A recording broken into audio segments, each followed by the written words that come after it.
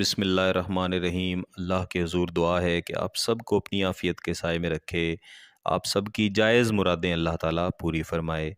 मेरे अज़ीज़ दोस्तों, आज की इस वीडियो में मोहब्बत का इस कदर शदीद तरीन वजीफ़ा मैं आपकी खिदमत में लेके आया हूँ कि मेरे पास मेरी जो आबाई कदीमी किताब है उसके अंदर वज़ाइफ में इससे शदीद मोहब्बत का वजीफ़ा मेरे पास नहीं है।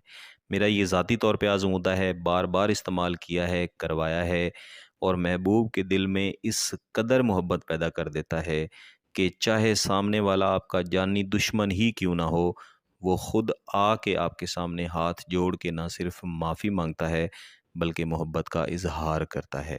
महबूब चाहे समंदर पार ही क्यों ना हो, आपके साथ राब्ता करने के लिए, आपके पास जल्द अज जल्द पहुँचने और आपके साथ शादी करने के लिए तैयार हो जाता है।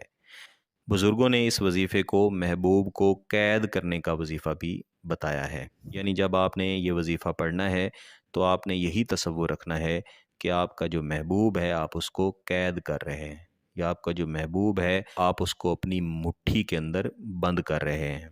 इस वजीफ़े को एक दिन में सिर्फ़ और सिर्फ 3 बार पढ़ा जाता है, और ये वजीफ़ा सिर्फ़ और सिर्फ एक ही दिन एक ही बार किया जाता है। लेकिन इसकी ज़्यादा तासीर हासिल करना चाहते हैं तो आप इसको 3 दिन तक भी लेके जा सकते हैं।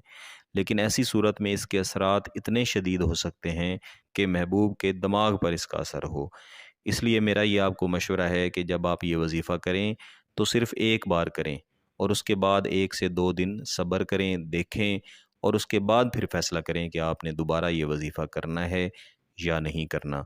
इंशाअल्लाह आपको दोबारा ये वजीफ़ा करने की ज़रूरत ही नहीं पड़ेगी। जैसा कि मैंने आपको बताया कि आपने दिन में 3 मुख्तलिफ़ औक़ात बनाने हैं। ज़्यादा बेहतर है कि फ़जर की नमाज के बाद, ज़ोहर की नमाज के बाद और उसके बाद मगरिब की नमाज के बाद ये वजीफ़ा करें।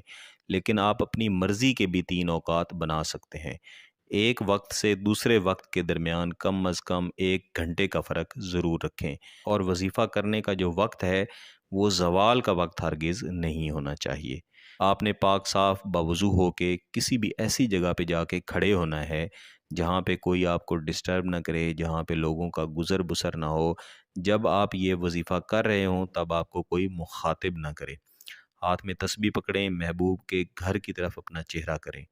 अगर महबूब के घर का इल्म नहीं है तो फिर किबला रुख होके खड़े हो जाएं, और इसी तरह तस्बीह पकड़ के बेहतर है कि आंखें बंद करके महबूब का तसव्वुर करके ये आयत करीमा जो आपको अपनी स्क्रीन्स पर नज़र आ रही है, अव्वल व आखिर एक एक बार दुरूद इब्राहिमी पढ़ें, और उसके बाद 241 मरतबा आपने इसे पढ़ना है। इन्नहुम युकीदूना कैदा, इन्नहुम युकीदूना कैदा।